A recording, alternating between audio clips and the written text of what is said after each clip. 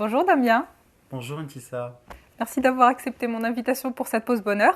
merci à toi, je suis vraiment ravi d'être là, que tu m'accueilles et pour le coup c'est un vrai bonheur.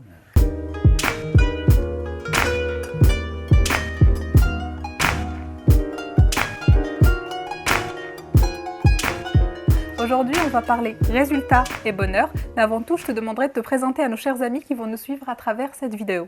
Alors, il est dit que je m'appelle Damien Akoka et je vous dis à tous bonjour, je suis ce que l'on nomme coach, donc moi ça me va plus trop comme identification, je préfère dire que je suis un artisan de la matière humaine et donc je pratique cela depuis 28 ans.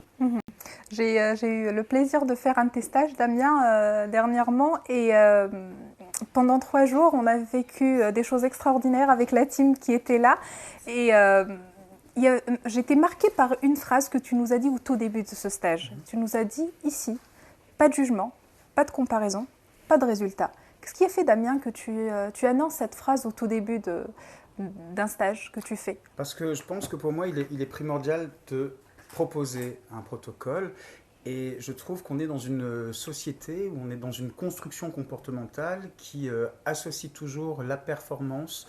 Il faut absolument faire des choses, la quête du résultat, le résultat, c'est le gain, le gain, le gain, le résultat. Et du coup, on n'est vraiment plus du tout au cœur de l'humain. Et ce qui m'intéresse, c'est justement que chaque personne qui font partie de l'atelier tel que je le propose puisse se permettre de ressentir vraiment le fait que tiens, je redécouvre les choses et je ne suis plus dans un process de résultat. Et je m'aperçois en fait que c'est tellement enclavé que dès que j'ai envie de faire quelque chose, je suis dans cette notion de résultat. Du coup, je ne suis plus du tout dans la recherche et la découverte du chemin que je crée à l'instant T, que je découvre le chemin.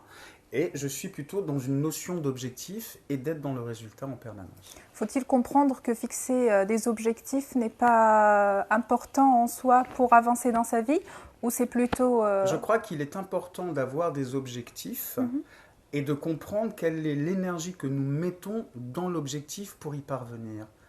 Donc ça change complètement la donne. C'est-à-dire, j'ai le désir d'avoir ceci, qu'est-ce que je vais entreprendre pour l'avoir? Maintenant, si je ne pense qu'au résultat d'avoir ceci, je ne suis plus du tout en corrélation avec tous les événements qui se produisent à l'instant T. Car dès lors, j'ai demandé quelque chose, je n'ai plus à vouloir l'obtenir.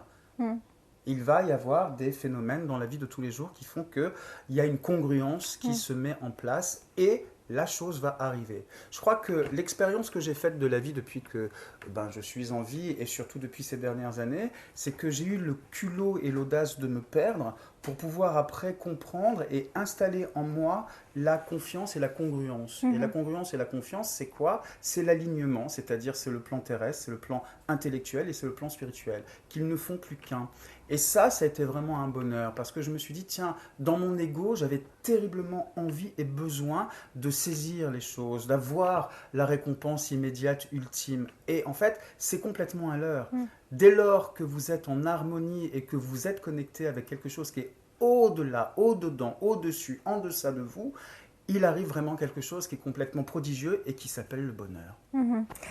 Durant toute notre vie, nous sommes conditionnés pour travailler dur, pour atteindre des résultats. Ça, c'est notre éducation de base, que ce soit à l'école ou dans la famille.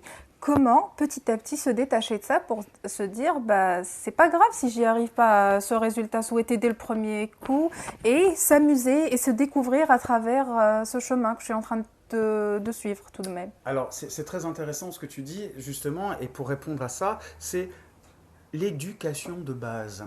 La problématique, c'est qu'on est tous confrontés à une croyance. Et que ce qui nous donne cette croyance-là, c'est la conscience que nous avons des choses.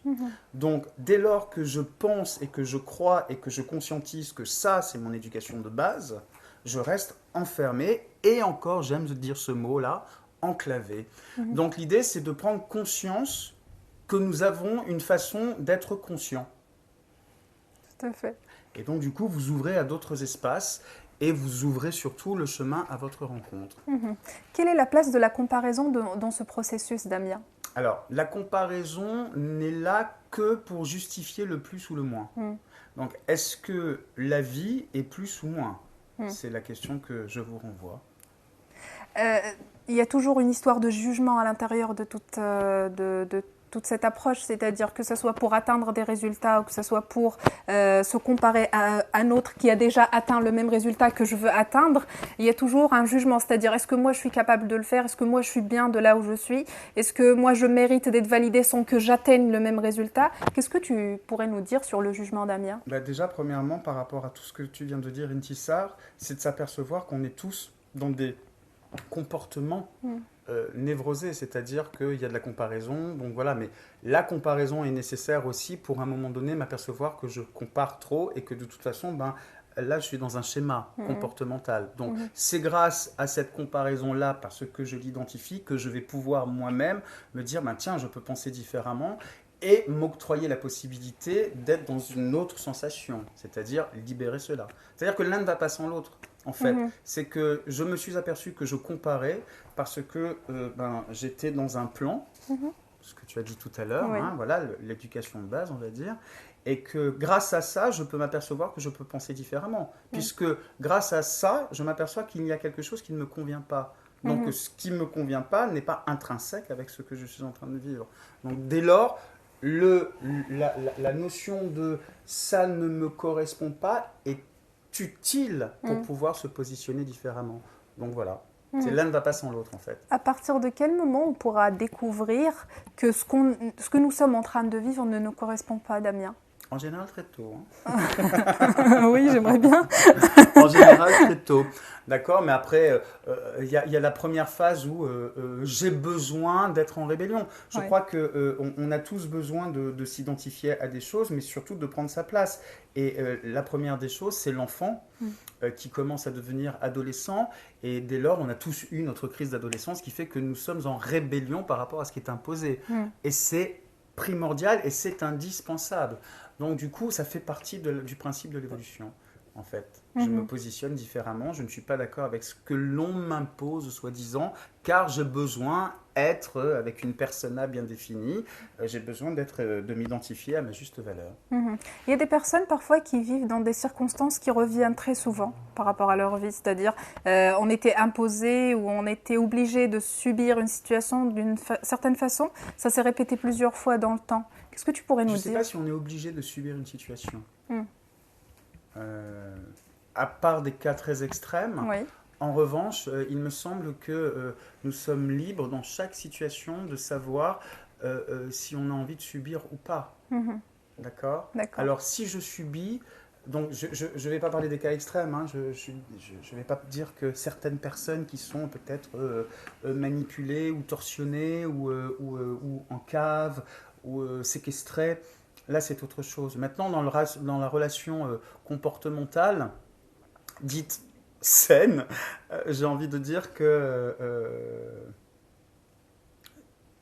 j'ai le droit aussi de prendre ma place, et si je subis quelque chose, ça veut dire que je n'ose pas prendre ma place.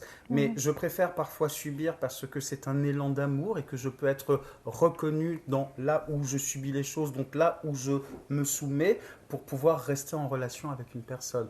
Mais donc, du coup, ça devient tout le temps du troc. Mais le troc s'effectue très très tôt. Sans la parole, déjà, il y a du troc entre la maman et l'enfant. Son enfant, oui.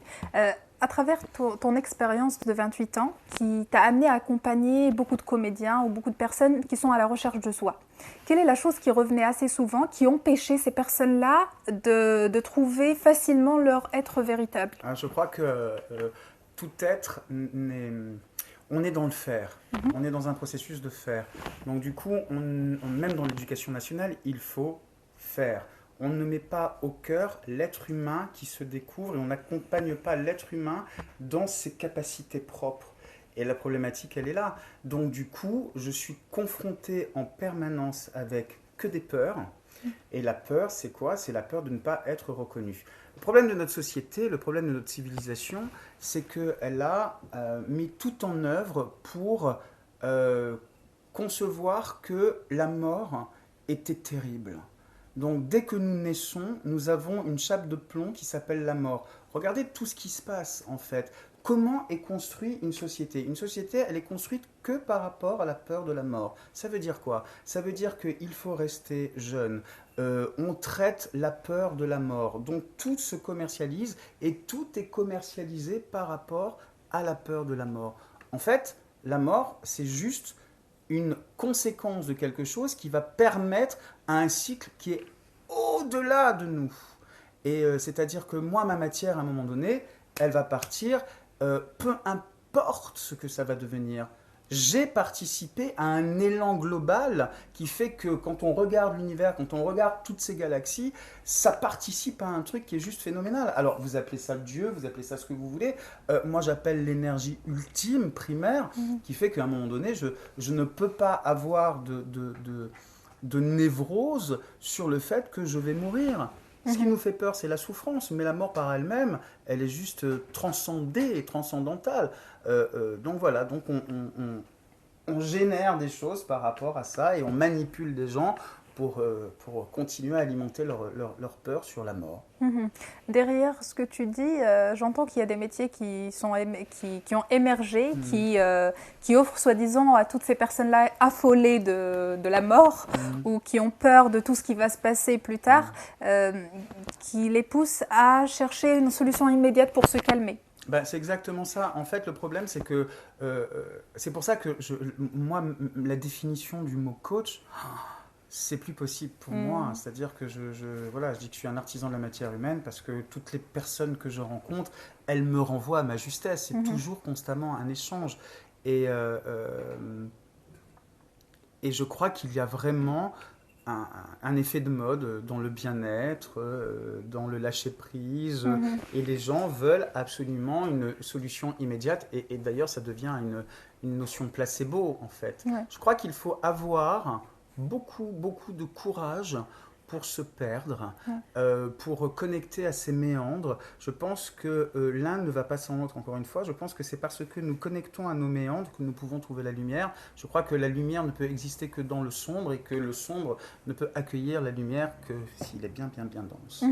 Est-ce que tu pourrais nous dire un mot de la fin, Damien, avant de clôturer cette merveilleuse interview? Alors, pour revenir à un mot que tu as employé, c'est qu'est-ce que l'on pourrait donner comme outil? En fait, je crois qu'il est peut-être grand temps que vous arrêtiez de chercher des outils qui sont à l'extérieur, mais que tout l'outillage est à l'intérieur de vous.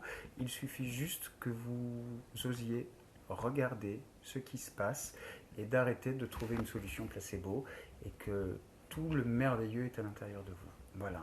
Je vous souhaite une belle expérience de vie et plein de belles choses à vous. Merci beaucoup, Damien. Merci à toi, Intissa, et merci à vous.